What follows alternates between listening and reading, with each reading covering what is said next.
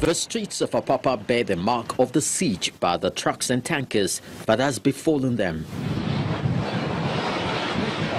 Empty buildings with so many more set for sale as owners and residents are no longer at ease. We're in the GRA now. The commercial aspect of Apapa, that's the warehouse road, wharf road, is bereft of any level of commercial activity. Even banks are starting to leave Apapa. It is that bad. I myself am on my way out as well. Businesses continue to quake under the pressure of a gridlock that has refused to go. Most of my containers has arrived the seaport for the past 2 months now. Some of them have entered demurrage. We could not see a truck that will pick all the containers outside the port, despite all the duties and the necessary clearing process have been done because of the gridlock. There's no sufficient vehicle to enter the port because of the bad road. Now, to even get out of the port is another nightmare. For this logistics entrepreneur, the Apapa gridlock runs deeper than the poor state of the road. He says the shipping lines are culpable.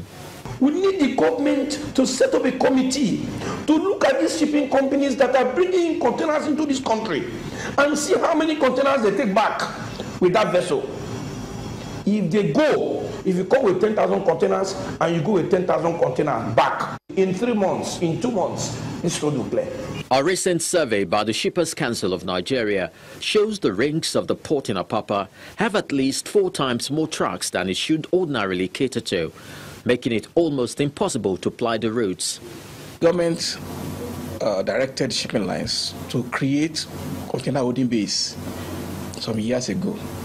They were supposed to look for land in and around the port area where they can put their empties until they are ready to evacuate them. Some of them complied at that time, but right now, most of them don't have holding bays.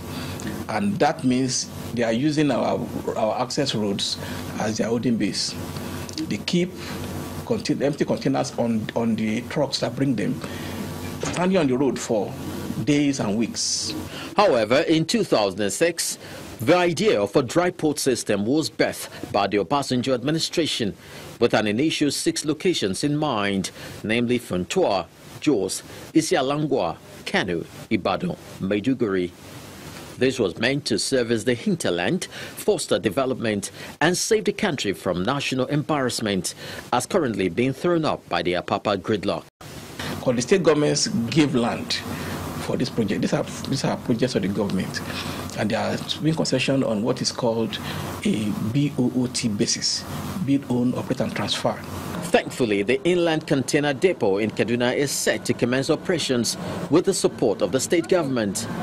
The concessionaire, however, thinks there is more to be done to get the maximum impact of the dry port system. We want a dry port at the hinterland, and we don't have rail facilities.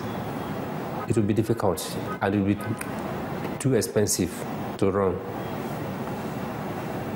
Because the purpose of establishing this dry port is to make the cost cheaper for the people at the hinterland. While these dry ports are at various stages of completion, a drastic measure is needed to save Apapa for now. It is regrettable that not much has been done to actualize the execution of critical projects such as the dry port since it was first mooted over 10 years ago. For now, the gridlock continues and the government appears helpless. Whatever is required to curb this lingering siege must be applied now before an entire import-dependent economy comes crashing. Chris Elems, Channels Television News.